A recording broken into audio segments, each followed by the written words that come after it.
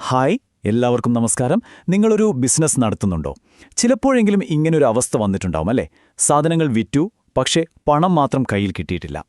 അങ്ങനൊരു സാഹചര്യത്തിൽ വിൽപ്പനക്കാരനായ നിങ്ങൾക്ക് നിയമം നൽകുന്ന അവകാശങ്ങൾ എന്തൊക്കെയാണെന്ന് നമുക്ക് വളരെ ലളിതമായൊന്ന് മനസ്സിലാക്കാം. ഇത് ശരിക്കും പറഞ്ഞാൽ ഒരുപാട് ബിസിനസ്സുകാർ നേരിടുന്ന ഒരു വലിയ തലവേദനയാണ്. നിങ്ങൾ കഷ്ടപ്പെട്ട് കച്ചവടം നടത്തി സാധനങ്ങൾ കൃത്യമായി കൈമാറി, പക്ഷേ അവസാനം പണം മാത്രം കയ്യിൽ കിട്ടുന്നില്ല. എന്തൊരവസ്ഥയാണല്ലേ? അപ്പോൾ ഇങ്ങനെ ഒരു നിർണായകമായ സാഹചര്യത്തിൽ നിയമപരമായി നിങ്ങൾക്ക് എന്ത് ചെയ്യാൻ പറ്റും? നമുക്ക് നോക്കാം. അപ്പോൾ ഈ വിഷയം സിമ്പിളായി മനസ്സിലാക്കാൻ നമ്മളിത് 5 ഭാഗങ്ങളായിട്ടാണ് നോക്കാൻ പോകുന്നത്. ആദ്യം, വാങ്ങുന്നയാൾ പണം തരാതിരുന്നാൽ എന്ത് സംഭവിക്കും? പിന്നെ, ആരാണ് ഒരു അൺപെയ്ഡ് സെല്ലർ? സാധനങ്ങളുടെ മേലുള്ള നിങ്ങളുടെ അവകാശങ്ങൾ എന്തൊക്കെയാണ്?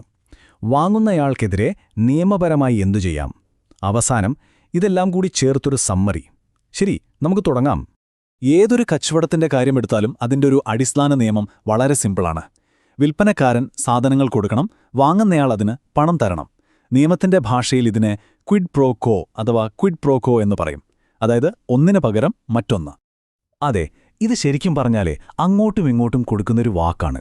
നിങ്ങൾ സാധനം കൊടുക്കാമെന്നും അവർ പണം തരാമെന്നുള്ള ഒരു വാഗ്ദാനം. പക്ഷേ എപ്പോഴാണോ വാങ്ങുന്നയാൾ ആ വാക്ക് തെറ്റിക്കുന്നത്, അതായത് പണം തരാതിരിക്കുന്നത്, അപ്പോഴാണ് കളി മൊത്തം മാറുന്നത്. ഒരു വിൽപ്പനക്കാരൻ എന്ന നിലയിൽ നിങ്ങൾക്ക് നിയമം കുറച്ച് സ്പെഷ്യൽ പവേഴ്സ് തരും. ഈ റൈറ്റ്സൊക്കെ ഉപയോഗിക്കുന്നതിന് മുൻപ് നിയമം നിങ്ങളെ ഒരു ആളായിട്ട് കാണണം. അതാണ് അൺപെയ്ഡ് സെല്ലർ. അപ്പോൾ ആരാണ് ഈ അൺപെയ്ഡ് സെല്ലർ? എന്താണിതിൻ്റെ അർത്ഥം? ഇതൊരു വളരെ പ്രധാനപ്പെട്ട നിയമപരമായൊരു ഐഡന്റിറ്റിയാണ്. നമുക്ക് നോക്കാം. 1930 സെയിൽ ഓഫ് ഗുഡ്സ് ആക്ട് എന്ന് പറയുന്ന നിയമത്തിലെ സെക്ഷൻ 45(1) ഇതിന് കൃത്യമായൊരു നിർവചനമുണ്ട്. അതായത് ഒരു വിൽപ്പനക്കാരനെ അൺപെയ്ഡ് സെല്ലർ എന്ന് പറയുന്നത് എപ്പോഴാണെന്ന് വെച്ചാൽ, ഒന്നുകിൽ സാധനത്തിന്റെ മുഴുവൻ വിലയും കിട്ടിയിട്ടില്ല, അല്ലെങ്കിൽ കൊടുത്ത ചെക്ക് പോലെയുള്ള പേയ്മെന്റ് മടങ്ങിപ്പോയി. ഈ 2 സാഹചര്യങ്ങളിലും നിങ്ങളൊരു അൺപെയ്ഡ് സെല്ലറാണ്. അപ്പോൾ സംഭവം വളരെ ക്ലിയറാണ്. 2 കണ്ടീഷൻസ്. ഇതിൽ ഏതെങ്കിലും ഒന്ന് സംഭവിച്ചാൽ മതി, നിങ്ങൾക്ക് നിയമപരമായി അൺപെയ്ഡ് സെല്ലർ എന്ന സ്റ്റാറ്റസ് കിട്ടും. ഒന്നുകിൽ മുഴുവൻ പൈസയും കിട്ടാതിരിക്കുക, അല്ലെങ്കിൽ തന്ന ചെക്ക് ബൗൺസ് ആവുക. ഈ സ്റ്റാറ്റസ് കിട്ടിക്കഴിഞ്ഞാൽ പിന്നെ നിങ്ങൾക്ക് കുറച്ച് ശക്തമായ അവകാശങ്ങൾ ഉപയോഗിക്കാൻ പറ്റും. ഓക്കെ, അപ്പോൾ നിങ്ങൾ നിയമപരമായി ഒരു അൺപെയ്ഡ് സെല്ലറായി. ഇനി എന്താണ് നിങ്ങളുടെ കയ്യിലുള്ള ഏറ്റവും ആദ്യത്തെ പവർ? അത് മറ്റൊന്നുമല്ല, ആ വിറ്റ സാധനങ്ങളുടെ മേലുള്ള അവകാശമാണ്. പണം തരാത്തൊരാളുടെ കയ്യിലേക്ക് ആ സാധനം പോകാതെ തടയാൻ നിങ്ങൾക്ക് എന്തൊക്കെ ചെയ്യാൻ പറ്റും? നമുക്ക് ആ അവകാശങ്ങൾ എന്തൊക്കെയാണെന്ന് നോക്കാം. പ്രധാനമായിട്ട് 3 പവർഫുൾ റൈറ്റ്സാണ് നിങ്ങൾക്കുള്ളത്. Right of lien, right of stoppage and transit, പിന്നെ റൈറ്റ് ഓഫ് റീസെയിൽ. ഈ പേരുകളൊന്നും കേട്ട് പേടിക്കേണ്ട, സംഭവം വളരെ സിമ്പിളാണ്. ഓരോന്നായിട്ട് നമുക്ക് നോക്കാം. ഈ ടേബിൾ നോക്കിയാൽ ആദ്യത്തെ 2 അവകാശങ്ങളും തമ്മിലുള്ള വ്യത്യാസം പെട്ടെന്ന് മനസ്സിലാകും. ഒന്നാമത്തേത് റൈറ്റ് ഓഫ് ലിയൻ. സിമ്പിളായി പറഞ്ഞാൽ, സാധനങ്ങൾ എപ്പോഴും നിങ്ങളുടെ കയ്യിൽ തന്നെയാണെങ്കിൽ പണം കിട്ടുന്നതുവരെ അത് വിട്ടുകൊടുക്കാതെ പിടിച്ചുവെക്കാനുള്ള അവകാശമാണിത്. ഒരു കടക്കാരൻ പണം തരാത്ത കസ്റ്റമർക്ക് സാധനം കൊടുക്കാതെ വെക്കുന്നതുപോലെ. ഇനി രണ്ടാമത്തേത് write of stoppage in transit. ഒന്ന് ആലോചിച്ച് നോക്കൂ. നിങ്ങൾ സാധനം ഒരു കുറിയർ വഴി അയച്ചു, പക്ഷേ അത് ഡെലിവർ ആവുന്നതിന് മുമ്പ് വാങ്ങിയ ആൾ പാപ്പര എന്ന് നിങ്ങൾ അറിയുന്നു. അപ്പോൾ വഴിയിൽ വെച്ച സാധനം തടഞ്ഞ് തിരികെ പിടിക്കാനുള്ള അവകാശമാണിത്. അപ്പോൾ ഒന്ന് കൈവശം വയ്ക്കാനും മറ്റൊന്ന് തിരികെ പിടിക്കാനുമുള്ള അവകാശങ്ങൾ. ഇവിടെ വളരെ വളരെ പ്രധാനപ്പെട്ടൊരു കാര്യമുണ്ട്.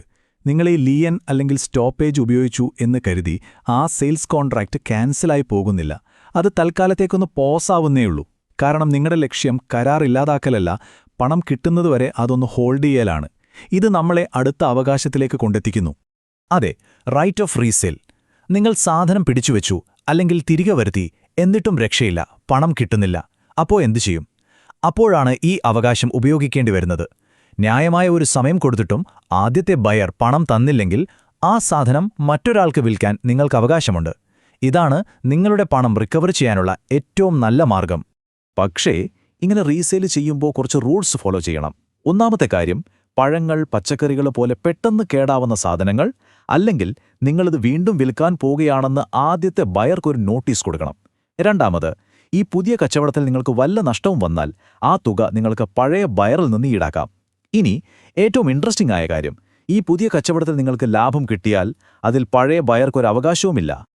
ഇതുവരെ നമ്മൾ സംസാരിച്ചത് ഗുഡ്സിന്റെ മുകളിലുള്ള നിങ്ങളുടെ റൈറ്റ്സിനെ പറ്റിയാണ്.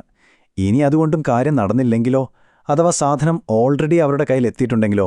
അപ്പോഴാണ് നമ്മൾ അടുത്ത സ്റ്റെപ്പിലേക്ക് കടക്കുന്നത്. വാങ്ങിയ ആൾക്കെതിരെ നേരിട്ട് നിയമ നടപടി സ്വീകരിക്കുന്നത്. നമുക്ക് കോടതിയിൽ കിട്ടുന്ന അവകാശങ്ങൾ എന്തൊക്കെയാണെന്ന് നോക്കാം. പ്രധാനമായും 4 തരം നിയമ നടപടികൾ എടുക്കാം. സ്യൂട്ട് ഫോർ ദി പ്രൈസ്, അതായത് സാധനത്തിന്റെ വില കിട്ടാൻ വേണ്ടി കേസ് കൊടുക്കാം. Suit for damages for non acceptance, അവർ സാധനം വാങ്ങാതിരുന്നതുകൊണ്ട് നിങ്ങൾക്ക് വന്ന നഷ്ടത്തിന് കേസ് കൊടുക്കാം. Repudiation of contract before due date, അതായത് ഡെലിവറി ഡേറ്റിന് മുൻപ് തന്നെ അവർ കരാറിൽ നിന്ന് പിന്മാറിയാൽ നടപടിയെടുക്കാം. പിന്നെ സ്യൂട്ട് ഫോർ ഇൻട്രസ്റ്റ്, പണം തരാൻ വൈകിയതിന് പലിശ ആവശ്യപ്പെട്ടും കേസ് കൊടുക്കാം. ഇവിടെ നിയമത്തിൽ പറയുന്നൊരു പ്രധാനപ്പെട്ട കാര്യമുണ്ട്, ഡ്യൂട്ടി ഓഫ് മിറ്റിഗേഷൻ എന്ന് പറയും. M Lachia Shetty versus coffee board കേസിൽ ഇത് വളരെ വ്യക്തമായി പറയുന്നുണ്ട്. അതായത് ഒരു നഷ്ടം വരുമ്പോൾ നമ്മൾ വെറുതെ കൈയും കെട്ടി നോക്കി നിന്ന് നഷ്ടം കൂട്ടാൻ പാടില്ല. അത് കുറയ്ക്കാൻ നമ്മളെക്കൊണ്ട് പറ്റുന്നത് ചെയ്യണം. ഉദാഹരണത്തിന്, സാധനങ്ങൾ പെട്ടെന്ന് തന്നെ മറ്റൊരാൾക്ക് വിറ്റ് നഷ്ടം കുറയ്ക്കാൻ ശ്രമിക്കണം. ഇത്രയും കാര്യങ്ങൾ കേട്ടപ്പോൾ കുറച്ച് കൺഫ്യൂഷൻ ഉണ്ടാവുമല്ലേ? പേടിക്കേണ്ട, നമ്മളിപ്പോൾ പഠിച്ച കാര്യങ്ങളെല്ലാം ഓർത്തുവെക്കാൻ എളുപ്പമുള്ളൊരു സിമ്പിൾ ചാർട്ടിലേക്ക് മാറ്റാം. ഓക്കെ, അപ്പോൾ ഇതാണ് നമ്മുടെ ആക്ഷൻ പ്ലാൻ. സാഹചര്യം 1, ഗുഡ്സ് നിങ്ങളുടെ കയ്യിലാണ്, പണം കിട്ടിയിട്ടില്ല. അപ്പോൾ നിങ്ങളുടെ റൈറ്റ് ഓഫ് ലീനാണ്. ചെയ്യേണ്ട ആക്ഷൻ, സാധനം പിടിച്ചുവെക്കുക. സാഹചര്യം 2, സാധനം യാത്രയിലാണ്, വാങ്ങുന്നയാൾ പാപ്പരാവുന്നു. നിങ്ങളുടെ റൈറ്റ് ഓഫ് സ്റ്റോപ്പേജ്. ആക്ഷൻ, ഉടൻ അത് തിരികെ വിളിക്കുക. മൂന്നാമത്തേത്, നോട്ടീസ് കൊടുത്തിട്ടും പണം കിട്ടുന്നില്ല. Right of resale. ആക്ഷൻ, അത് മറ്റൊരാൾക്ക് വിൽക്കുക. അവസാനമായി, വാങ്ങുന്നയാൾ സാധനം വാങ്ങാൻ കൂട്ടാക്കുന്നില്ലെങ്കിൽ നഷ്ടപരിഹാരത്തിനായി കേസ് കൊടുക്കാം. കണ്ടോ, എത്ര സിമ്പിളാണ്. അപ്പോൾ ശരിക്കും ഒരു അൺപെയ്ഡ് സെല്ലർ എന്ന നിലയ്ക്ക് നിങ്ങളുടെ അവകാശങ്ങൾ എന്താണെന്നറിയുന്നത് ബിസിനസ്സിലെ വലിയൊരു തലവേദനയെ നമുക്ക് മാനേജ് ചെയ്യാൻ പറ്റുന്ന ഒരു സാധാരണ പ്രശ്നമാക്കി മാറ്റുകയാണ് ചെയ്യുന്നത്. ഇതറിയുന്നതോടെ നിങ്ങൾ നിസ്സഹായനായ ഒരു വിൽപ്പനക്കാരനല്ല, മറിച്ച് നിയമത്തിന്റെ പിന്തുണയുള്ള ഒരാളായി മാറുന്നു. അപ്പോൾ ഈ അറിവുകൾ വെച്ച് നിങ്ങളുടെ ബിസിനസ്സിനെ എങ്ങനെ കൂടുതൽ സുരക്ഷിതമാക്കാമെന്ന് ഒന്ന് ആലോചിച്ചു നോക്കൂ. ഈ നിയമങ്ങളെപ്പറ്റി ഒരു ധാരണയുണ്ടെങ്കിൽ തന്നെ ഭാവിയിൽ വരാൻ പോകുന്ന ഒരുപാട് പ്രശ്നങ്ങളെ നമുക്ക് ഒഴിവാക്കാൻ പറ്റും. തീർച്ചയായും ഇത് നിങ്ങളുടെ ബിസിനസ്സിന് ഒരു മുതൽക്കൂട്ട് തന്നെയായിരിക്കും.